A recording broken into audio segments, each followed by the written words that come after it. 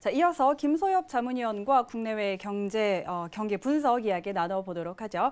자, 아무래도 이번 주는 FOMC 회의에 대해서 좀 시선이 많이 집중이 되는 것 같습니다. 방금 외신에서도 거의 모든 기사가 FOMC와 관련된 기사였는데, 자, 금리 인하 시점은 아무래도 7월이나 9월 그때가 될 것이다라는 게 거의 좀 지배적인 예측인 것 같은데요. 사실 6월 FOMC에서 인하가 될지 동결이 될지 이런 부분보다는 좀 어떤 포인트에 우리가 집중을 해봐야 될지가 좀 궁금하고, 또 그에 따라서 변동성이 생길 수가 있을 텐데 어떻게 대응을 해 가야 될지 이런 부분 한번 이야기 나눠볼까요? 아주 짤막하게 먼저 말씀을 드린다라면 지금 너무 강달러예요. 네. 달러 너무 강합니다. 즉 강달러라는 얘기는 모든 이 통화량이라는 건 수요와 공급이겠죠. 공급이 딸린다는 얘기입니다. 공급이 딸리기 때문에 그 부분은 아마도 보통 통화 정책에 있어서는 그 국가의 경제를 설계를 하는 국가의 기본적인 이런 이 통화량이라든가 어떤 경제 규모라든가 수출입이라든가 이런 부분에서의 이런 통화량을 조절하는 부분들이 미치는 영향이 상당합니다. 즉 달러가 많이 돌지를 않는다는 얘기가 아주 간단하게 생각하면 됩니다. 달러가 많지 않기 때문에 달러 가격이 올라가 버리는 거예요. 가치가 너무 올라가는 거죠. 그러면 저는 개인적으로 금리 인상은 말도 안 되는 것이고, 심지어 이 작년부터 계속 유지되어 오던 이 강달러세가 이제는 조금 누그러져야 되는 상황이기도 하고, 또 저희 이 방송에서도 이제 유로 달러를 상승을 봐야 된다. 즉 달러의 가치가 조금씩 떨어지는 부분에 포커스를 맞춰야 된다라고 누누이 말씀드렸습니다. 이 서울경제TV에서만 독점적으로 보내드렸던 그렇죠. 그 자료죠. 그래서 오늘 자리는 공교롭게도 제가 너무 오랜만에 나오는 바람에 여러분들께 독점적으로 말씀드렸던 그런 부분들에 대한 검증의 시간도 물론 되겠고요. 그래서 앞선 말씀드렸던 대로 이 유로 달러 부분 여러분들이 보셨을 때, 물론 달러와 유로화 부분만 가지고 평가는 물론 없을 거예요. 하지만 우리는 이제 한화와 이 달러 부분에도 똑같은 그런 부분이 될 겁니다. 그런 부분 상황을 봤었을 때 아마도 금리 하락 쪽에 금리를 조금 낮추는 쪽이겠죠. 금리를 낮춰야지만이 달러가 좀 많이 풀리는 그러한 이 영향을 조금 받게 해야 강달러 부분이 풀릴 겁니다. 왜냐하면 달러가 강세가 돼버리면 아무래도 미국 제품의 수출에 좋은 점은 아니겠죠. 그렇죠. 사실은. 그래서 그런 부분 때문에 아마 연준에서 어떤 결정을 내릴지는 모르겠으나 아무래도 동결보다는 약간의 하락. 우리 사실은 제일 만만한 건 양비론이라고 해서 그렇잖아요. 이것도 아닌 저것도 아닌. 동결 쪽이 물론 상당히 강하다고 보지만 그래도 어느 정도 이 표면적으로는 동결이지만 사실상 그 속내를 들여다보면 이 하락에 가까운 그런 발표가 나오지 않을까라고 강력히 예상을 해봅니다.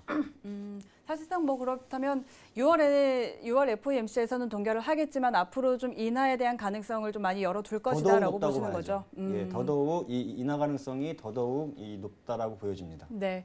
자, 그렇다면 우리가 또 이렇게 FOMC 회의 결과에 좀 집중을 하는 거는 그만큼 우리 증시에도 영향을 미치기 때문에 좀 집중적으로 우리가 보고 있잖아요. 그런데 연준이 금리를 인하하면 우리 그 시장의 수급적인 부분에서도 좀 영향을 미칠 것 같기도 하고요. 또 어떤 측면에서 보면 미국의 인하 의지가 명확해지면 한국은행도 우리의 금리를 인하할 가능성이 더 높다, 이런 예측도 나오고 있는데 이거는 어떻게 봐야 될까요? 일단 개인적으로 이 통화량 부분이 경제적으로 전체적으로 많이 영향이 미치는 건 사실입니다만 더 중요한 거는 우리나라가 경제 드라이브를 걸 수 있는 만한 모먼트가 없어요. 그러니까 예를 들어서 우리나라가 특별하게 어떤 강하게 가지고 있는 어떤 성장 동력이라고 하죠. S전자의 반도체라든지 세마이컨덕터라든지 H자동차의 어떤 특별한 이런 부분에서 물론 예전부터 그래 왔습니다만, 특히나 지금 미국 이 증시가 최근 한 일주일 사이에 많이 이제 이 상방으로 좀 가긴 했습니다만 전체적인 하락 이 구조 부분에서는 벗어날 수 아마 없을 겁니다. 그럼 우리나라도 영향을 받겠죠. 그러면 일단 금리 부분으로 디펜스는 할 수 있다라고 생각을 합니다. 그렇다면 아마도 박스권 정도라고 예상을 합니다. 그래서 2천에서 물론 또 다시 이제 제가 방송에 나와서 또 어떠한 부분에 대해서 말씀을 또 드리겠지만, 일단 이 코스피 2000 기준을 봤을 때는 2000에서 2050 사이, 지금은 다행히도 2090 정도 회복을 했습니다만 약 하방으로 봤었을 때 조금 이 레인지만 조금 넓혀본다면 2000에서 2060 사이에서 계속 박스권으로 왔다 갔다 하지 않겠나 이렇게 보여집니다. 그래서 강하게 우리한테는 호재도 아니고 저는 악재라고 보지는 않는데, 만약에 미국이 금리를 인하를 했을 경우에는 아무래도 이 돈이라는 게, 자본이라는 게 사실 세상에서 제일 좋은 게 뭐죠? 돈놀이죠. 그렇죠. 어느 회사나 마찬가지입니다. 그렇죠? 사실은 가장 이 국가에서 산업 경제를 드라이브를 걸었을 때 제조업에 드라이브를 걸고 싶으나 크게 힘을 실어주지 않아도 스스로 자생하면서 크는 산업 중에 하나가 이 금융업이잖아요. 네. 조금 죄송한 표현으로 돈놀이입니다. 이 돈놀이 부분에 힘을 실리지 않아도 자기들이 알아서 잘 커요. 뭐 자본주의 사회니까 아마 네, 그렇겠죠.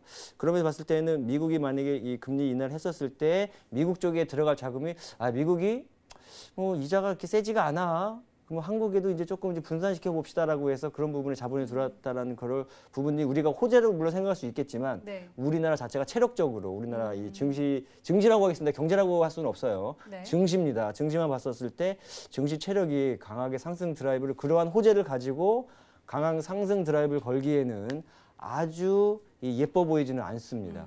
아마도 이 증시 지수 하락을 방어하는 정도 선에서 그치지 않겠나 이렇게 보여집니다. 네. 자, 미국이 금리를 인하한다고 하면 우리 증시에 자본이 유입되는 정도의 효과는 있겠지만 그 이상으로 우리 증시에 대한 기본적인 펀더멘털이라는 측면에서는 그렇게 큰 호재는 아닐 것이다라고 이야기를 좀 해주셨습니다. 자, 지금까지 김서엽 자문위원과 국내외 경기 분석 함께 했습니다.